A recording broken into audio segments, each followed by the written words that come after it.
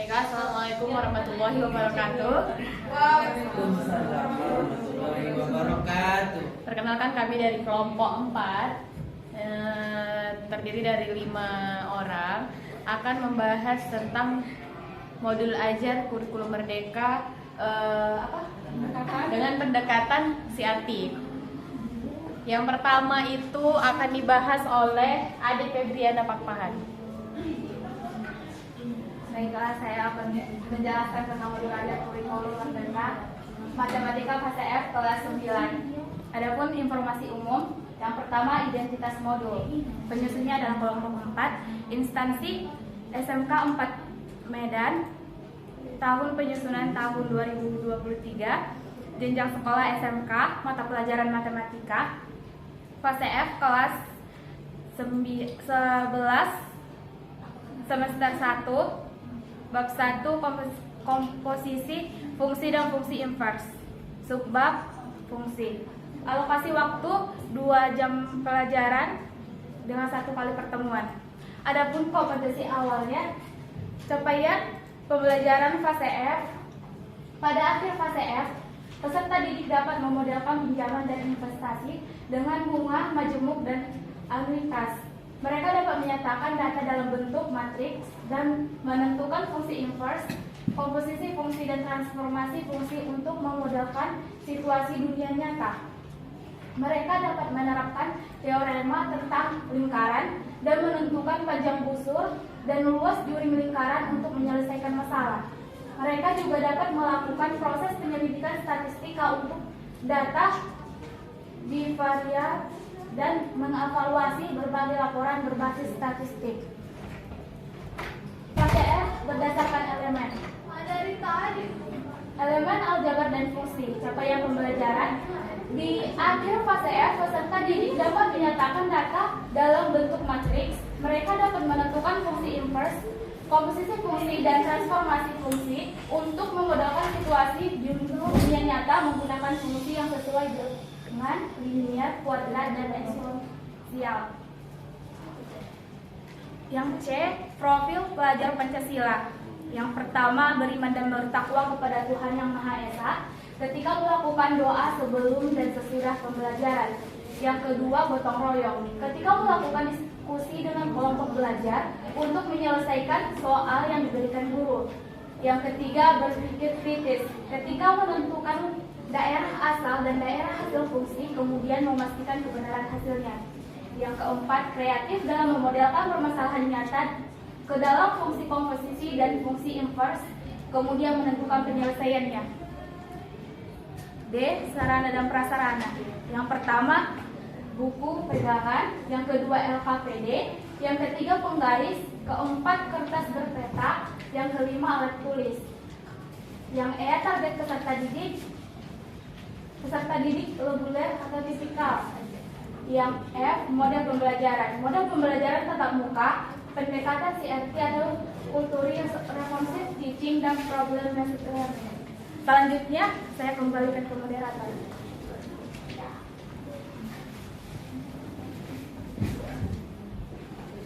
Terima kasih kepada saudari Ade yang telah memaparkan.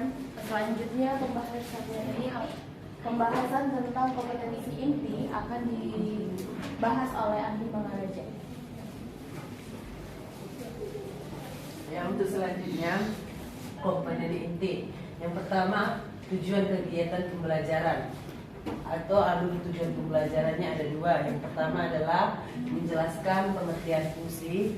Yang kedua, menentukan domain, kodomain, dan range dari suatu fungsi.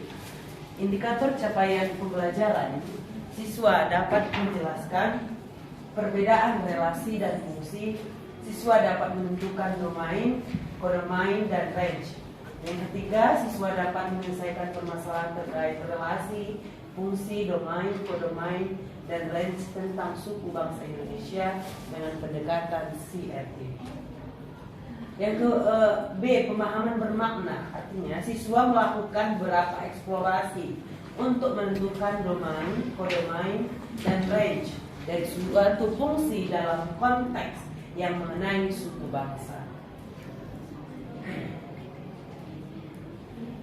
Pertanyaan pemantik, ada beberapa pertanyaan pemantik. Yang pertama adalah apakah setiap siswa di kelas mempunyai suku yang berbeda? Yang kedua, apakah jumlah siswa di kelas ini serta sukunya dapat dikatakan berelasi atau hubungan? Yang ketiga, apakah jika ada dua anak yang memiliki dua suku yang sama dapat dikatakan fungsi? Dan yang terakhir, apakah dari jawaban dua pertanyaan di atas dapat disimpulkan bahwa relasi merupakan fungsi atau fungsi yang merupakan relasi. Untuk kegiatan pelajaran untuk pertemuan pertama ini adalah kegiatan pendahuluan, yaitu waktunya sekitar 10 menit. Yang pertama, guru mengucapkan salam pembuka dan mengecek kehadiran peserta didik, berdoa untuk memulai pembelajaran. Yang kedua, guru menanyakan kabar kepada peserta didik. Dan yang ketiga, guru mengajukan pertanyaan yang mengaitkan pengetahuan sebelumnya dengan materi yang akan dipelajari selanjutnya. Pertanyaan pertama, apakah relasi antara suku dan seorang siswa merupakan fungsi?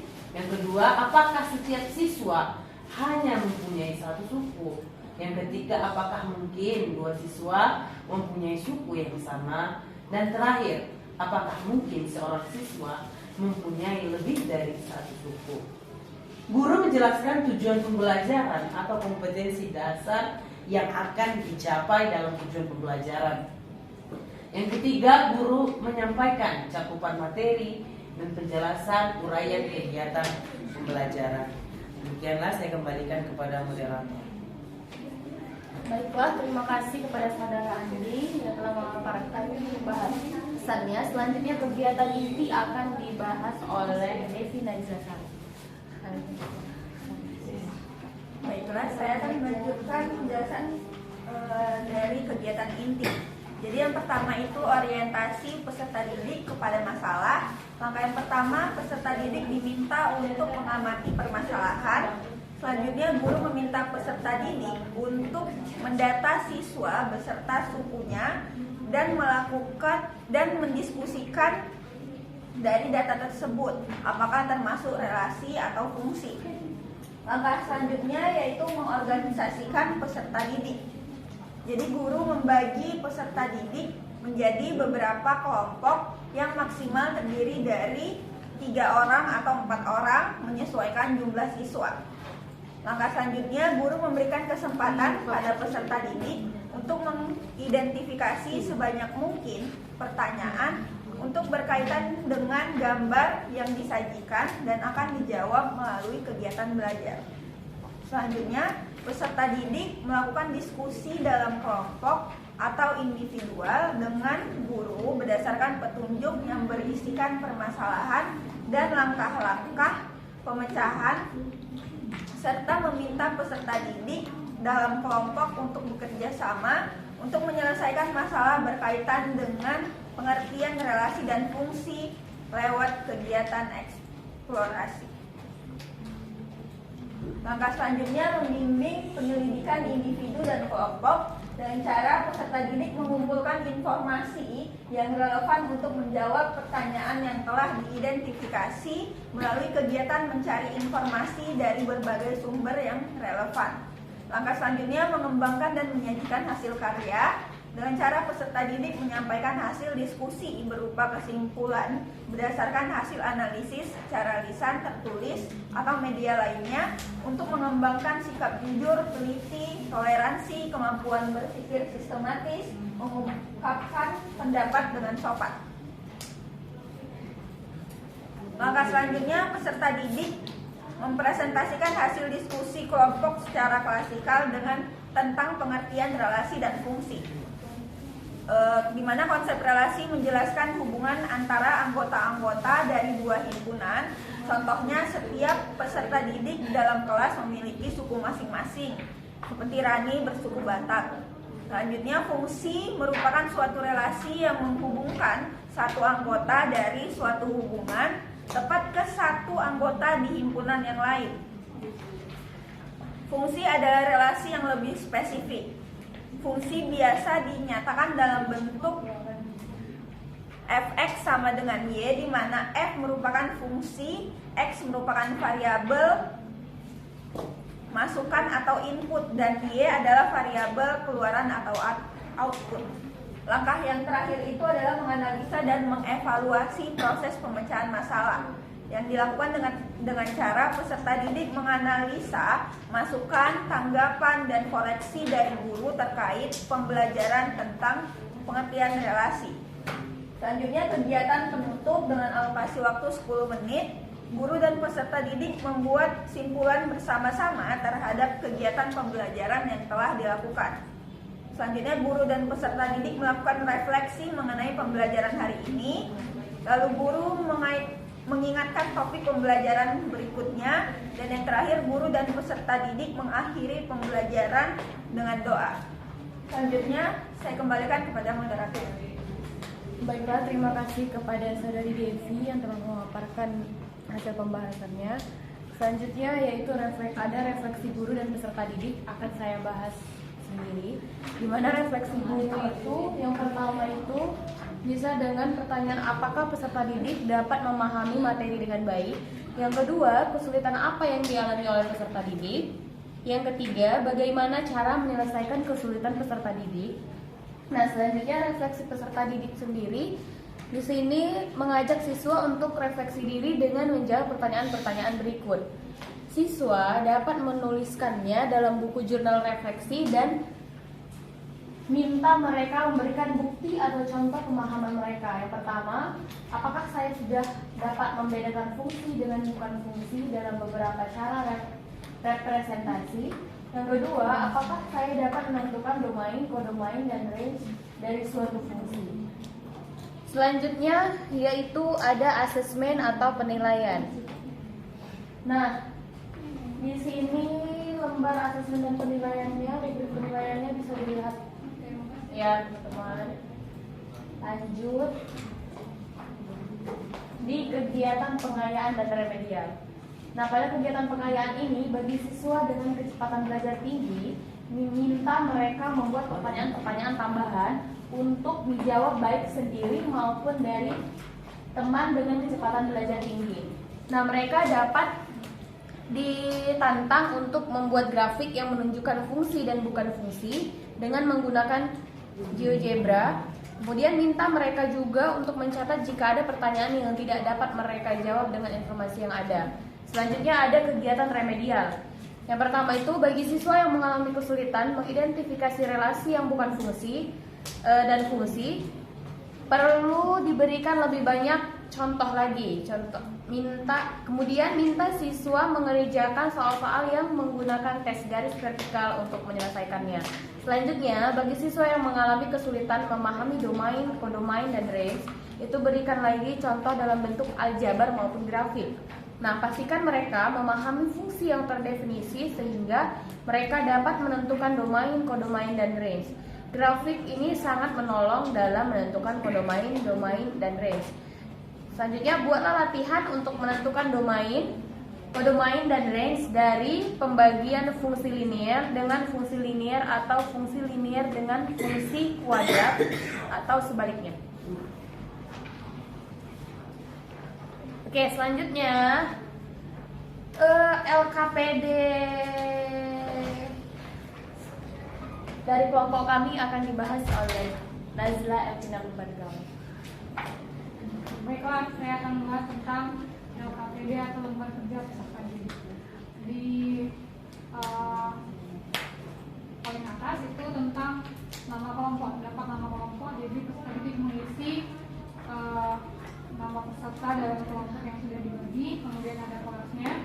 Lalu di sini terdapat juga indikator capaian pembelajaran, di mana yang pertama itu siswa dapat menjelaskan perbedaan relasi dan fungsi. Kemudian yang kedua, siswa dapat menentukan domain, kodomain, dan range. Dan yang ketiga, siswa dapat menyelesaikan permasalahan terkait relasi, fungsi, domain, kodomain, dan range tentang suku bangsa Indonesia. Kemudian kami menyertakan gambar dari budaya Batak di atas. Kemudian menceritakan tentang sedikit ilustrasi tentang Sumatera Utara, mana Sumatera Utara adalah sebuah provinsi di Indonesia yang terletak di bagian utara Pulau Sumatera dan merupakan provinsi dengan jumlah penduduk terbesar keempat di Indonesia. Setelah Provinsi Jawa Barat, Jawa Timur, Jawa Tengah, dan terbanyak di Pulau Sumatera. Selain itu, Sumatera Utara juga merupakan salah satu provinsi terbesar di Indonesia. Penduduk Sumatera Utara terbagi atas beberapa suku dan etnis. Salah satu suku yang ada di Sumatera Utara adalah suku Batak. Suku Batak terdiri atas 5 etnis antara lain Batak Pakpak, Batak Toba, Batak Karo, Batak Simalungun, Batak Mandailing. Selain suku, Provinsi Sumatera Utara juga memiliki keanekaragaman pada baju adatnya. Adapun beberapa jenis baju adat di Sumatera Utara adalah kain ulos, ulis gara, bulang, kain biru, marapi-api, dan baru koholu. Nah, setelah sedikit kilas tentang informasi mengenai Sumatera Utara, kemudian kami menyertakan tabel di sini. Kemudian ada instruksi di atas tentang memperhatikan tabel yang berisi tentang suku dan baju adat. Kemudian diketahui bahwa setiap suku memiliki baju adat yang menjadi ciri khas dari daerah tersebut. Berdasarkan data di atas, maka tentukan. Dari tabel itu merupakan informasi untuk menjawab soal-soal yang telah disertakan. Dimana yang pertama menanyakan tentang domain fungsi. Domain fungsi tersebut, kemudian yang kedua ada kodomain, kemudian yang ketiga menanyakan tentang range fungsi, dan yang keempat meminta peserta menggambarkan diagram panah dari fungsi tersebut berdasarkan tentunya terkait dengan tabel yang sudah disertakan. Nah, itu tentang LKPD yang telah kami buat. Saya kembalikan ke moderator. Baiklah, terima kasih kepada Saudari Nazla yang telah membahas tentang LKPD dengan pendekatan siati. Baiklah, sekian presentasi dari kami tentang kerancangan pembelajaran melalui pendekatan culturally responsive teaching. Nah, apabila ada kesalahan dan kekurangan kami mohon maaf. Wabillahi taufiq wal hidayah. Assalamualaikum warahmatullahi wabarakatuh. Nggak boleh bertanya. Nggak boleh.